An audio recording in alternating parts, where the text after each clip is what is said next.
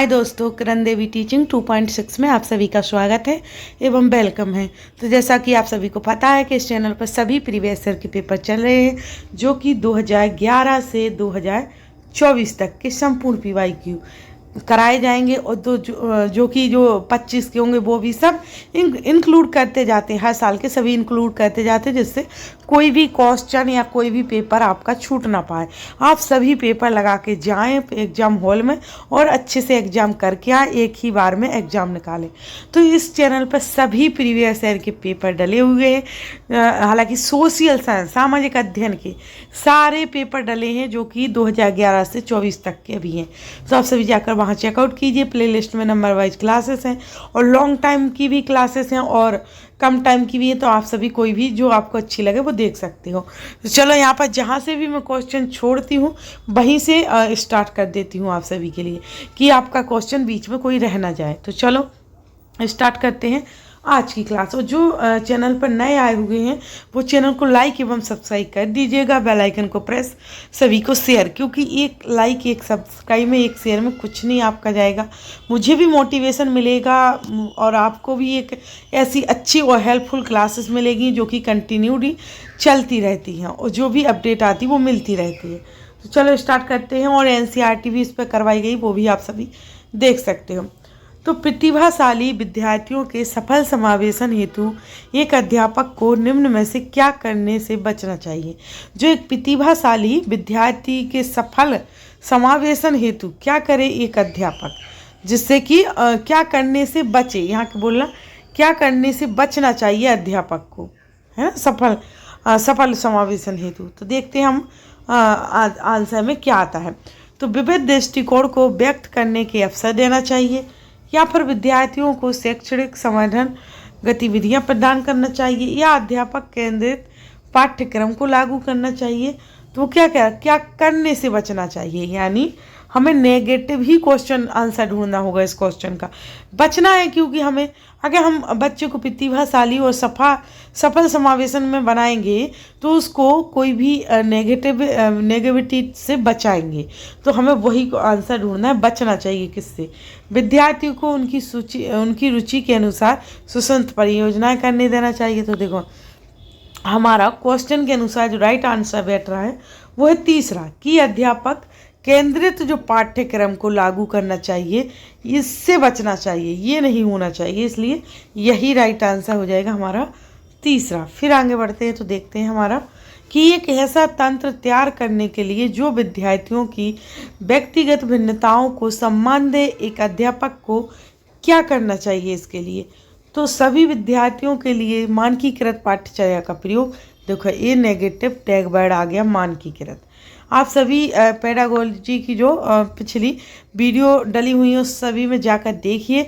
Negative और positive tag word की एक क्लास डली हुई है जो कि आपको मिल जाएगी, समझ जाओगे आप ये नेगेटिव है ये पॉजिटिव है, तो आप जल्दी से कट मार दोगे और सही का आंसर ढूंढ लोगे।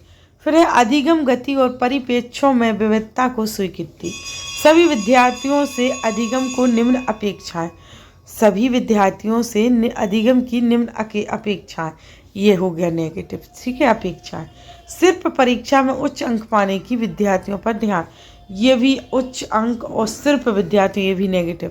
तुम्हारा बच्चा कौन सा, दूसरा ही, यही पॉजिटिव है, इसमें नेगेटिव नहीं है, तो हमारा दूसरा ही राइट आंसर हो जाएगा, है ना। फिर आगे देखते हैं। तो एक विद्यार्थी कक्षा में ध्यान नहीं दे पाता है, आसानी से दूसरी ओर आकर्षित हो जाता है, तो नियुक्त स्थान पर नहीं बैठ पाता है, बेचैन रहता है और वस्तुएं खो देता है, ये गुण निम्न में से किसके संकेतक माने जाएंगे। तो अवधान न्यूनता, अति सक्रियता विकार के, या दृश्य बाधिता के, या वाचन वैकल्प के, या लेखन वैकल्प के। तो यह माना जाएगा किसके गुण, किसके निम्न गुण से संकेतक है, ये किससे संबंध से संकेतक है। तो ये है फर्स्ट, अवधान न्यूनता, अति सक्रियता विकार की, ये हमारा राइट आंसर पड़ जाएगा यहाँ पर। फिर आगे बढ़ते हैं, हमारा देखते हैं। तो श्रवण बाधिता वाले विद्यार्थियों के समावेशन हेतु एक अध्यापका को क्या करना चाहिए। श्रवण बाधिता वाले जो विद्यार्थी होते हैं उनके समावेशन हेतु एक अध्यापका क्या करे। श्रवण तो आप सभी जानते ही होंगे, है ना, मुंह से बोलना यानी पढ़ना, है ना। तो उस वक्त बोलने से बचना चाहिए जब विद्यार्थी उसका चेहरा ना देख पाए, या संकेतक भाषा के प्रयोग को हतोत्साहित करना चाहिए। देखो नेगेटिव टैग वर्ड हतोत्साहित करना। सहायक तकनीकों प्रौद्योगिकी के उपयोग से बचना चाहिए, ये भी गलत है। जानकारी प्रक्रमण के लिए अतिरिक्त समय नहीं देना चाहिए। तो हमारा देखो सबसे अच्छा राइट आंसर है पहला, कि उस वक्त बोलने से बचना चाहिए जब विद्यार्थी उसका चेहरा ना देख पाए, है ना। तो पहला ही हमारा राइट आंसर हो जाएगा। फिर है आगे, तो ऐसी गतिविधियों का चयन जिसमें अंतःदृष्टि और विविध प्रकार के उत्तर देने की संभावना है, वे किसे समुन्नत करती हैं? किसे समुन्नत करती हैं? तो रटकर याद करने को, या सृजनात्मकता को, या कुंठा को, या प्रतिस्पर्धा को। तो वो समुन्नत करेंगी किसको? सृजनात्मकता को। किसको? सृजनात्मकता को, क्योंकि ये नेगेटिव टैग वर्ड, ये भी हमारा राइट कौन बचा?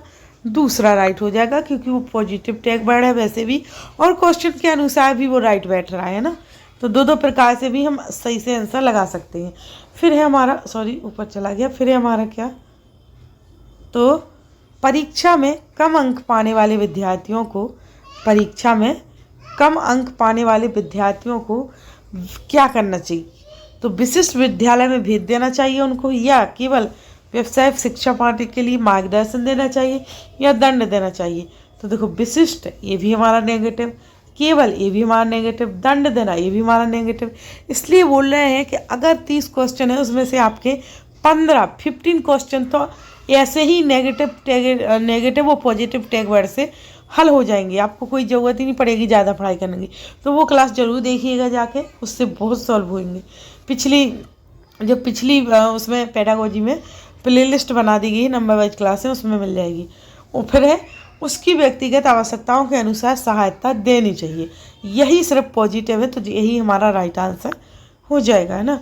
फिर अब हम कथन के अनुसार आंसर देंगे। तो कथन, अर्थपूर्ण अधिगम के लिए नई सामग्री को बच्चे के मौजूदा ज्ञान से जोड़ना आवश्यक है। अर्थपूर्ण अधिगम के लिए नई सामग्री को बच्चे के मौजूदा ज्ञान से जोड़ना आवश्यक है। तर्क है, अधिगम एक रेखीय तरीके से होता है, और ये फिर हमारे दोनों हो गए। अब इसमें से कौन सही है कौन गलत? अधिगम एक रेखीय तरीके से होता है, ये तो नहीं है।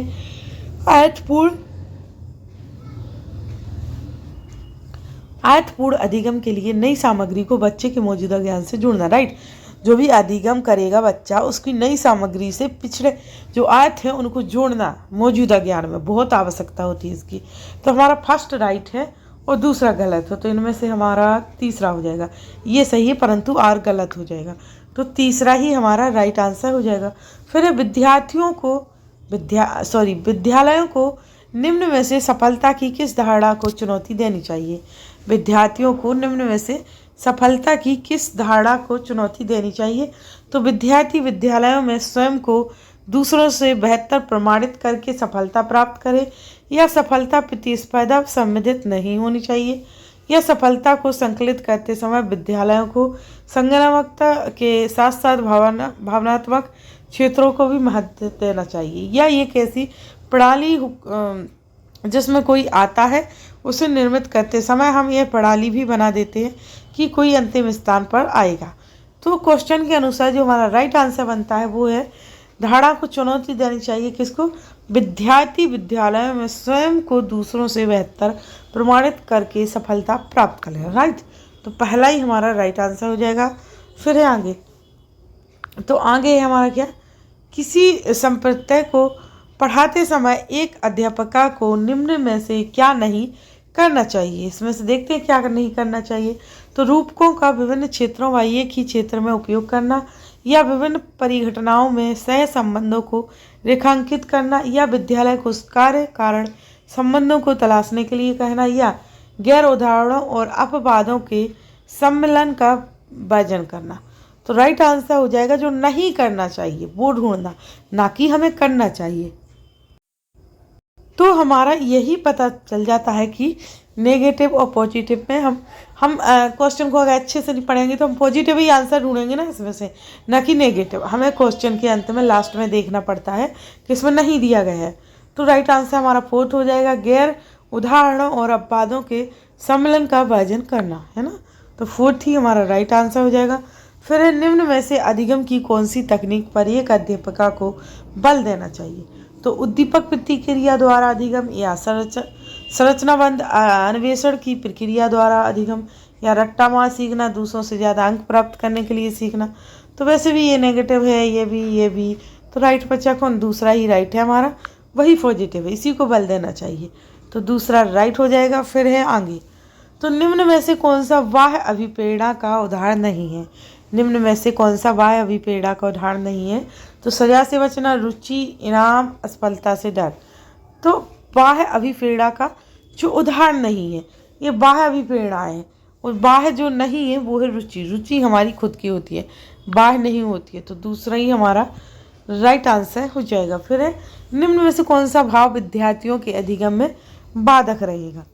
निम्न में से कौन सा भाव विद्यार्थियों के अधिगम में बाधक रहेगा? तो उत्सुकता, कृतज्ञता, या जिज्ञासा, या निराशा। तो जो भाव हमारे विद्यार्थियों के अधिगम में बाधक होगा वो होगा निराशा, ना कि ये सभी तो अच्छे ही होते हैं, बाधक नहीं होते हैं। बाधक होगा हमारा निराशा, यानी फोर्थ ही राइट आंसर हो जाएगा हमारा। फिर एक कक्षा में जल संप्रदाय पर चर्चा के दौरान एक बच्चा कहता है कि जल रंगहीन नहीं है। अध्यापिका के पूछे जाने पर वह उसके घर के पास वाले नाले के गंदे पानी का संदर्भ देता है। बच्चे की इस भ्रांति पर अध्यापिका को क्या प्रतिक्रिया होनी चाहिए? तो इस जवाब को सिरे से नकार देना चाहिए, या इस बात पर बल देना चाहिए कि उसका तर्क निराधार है, या इस जवाब को अपना लेना चाहिए और जल के रंगहीन होने का तर्क बताना चाहिए, या केवल एक ही सही जवाब जो कि जल रंगहीन है और जल रंगहीन पर बल देना चाहिए। तो राइट आंसर हो जाएगा हमारा तीसरा, कि इस जवाब को अपना लेना चाहिए और जल के रंगहीन होने का तर्क बताना चाहिए सही बच्चे को। तो राइट आंसर हमारा तीसरा हो जाएगा। फिर है आगे, तो अधिगम का सामाजिक संरचनात्मक उपागम निम्न में से किसकी महानता पर बल देता है? अधिगम का सामाजिक संरचनात्मक उपागम निम्न में से किसकी महानता पर बल देता है? तो इनाम और दंड, मानकीकृत, सांस्कृतिक संदर्भ, प्रतिपादक, अध्यापक। तो राइट आंसर जो महानता पर बल देता है किसकी, तो वो हो जाएगा सांस्कृतिक संदर्भ पर। किस पर? सांस्कृतिक संदर्भ पर बल देगा। फिर है हमारा अधिगम सबसे अधिक प्रभावशाली और अर्थपूर्ण होगा यदि, अधिगम सबसे अधिक प्रभावशाली और अर्थपूर्ण होगा यदि वह यह संदिग्ध रूप में हो, या अधिगमकर्ता प्रदर्शन अभिमुखी हो, या अधिगमकर्ता बाह्य कारकों से अभिप्रेरित हो, या जानकारी असंबंधित खंडों में प्रस्तुत की जाए। तो राइट आंसर जानने से पहले आप सभी जिसने नए आए हैं चैनल को लाइक और सब्सक्राइब नहीं किया है कर दीजिए, बेल आइकन को प्रेस, सभी को शेयर, क्योंकि ये लास्ट क्वेश्चन है और हमारा अंतिम आंसर है, तो सभी को जरूर शेयर कर दीजिएगा, लाइक सब्सक्राइब भी कर दीजिएगा। तो इसका आंसर है हमारा राइट, यह संदर्भित रूप में हो। क्या? यह संदर्भित रूप में हो, तो यह हमारा राइट आंसर हो जाएगा फर्स्ट 30 का। ठीक है, तो इस प्रकार से हमारी डेली क्लासेस आती हैं और बहुत अच्छे और हेल्पफुल वीडियोज आ रहे हैं जो कि आप सभी के लिए बहुत हेल्पफुल करेंगे। लास्ट में एग्ज़ाम हॉल में आपको टेंशन नहीं रहेगी, आराम से आप एग्ज़ाम दे पाएंगे। तो यहाँ वहाँ मत भटकिए, आपको इस पर एनसीईआरटी मिल जाएगी और सभी प्रीवियस ईयर के पेपर भी मिल जाएंगे, कहीं नहीं भटकना होगा। सभी लगाइए, एक भी क्वेश्चन नहीं छोड़ा जाएगा, सभी उठा के करवाए जाएंगे, तो आप ज़रूर लगाइए। और आज की क्लास यहीं समाप्त करते हैं। Thanks to for watching video.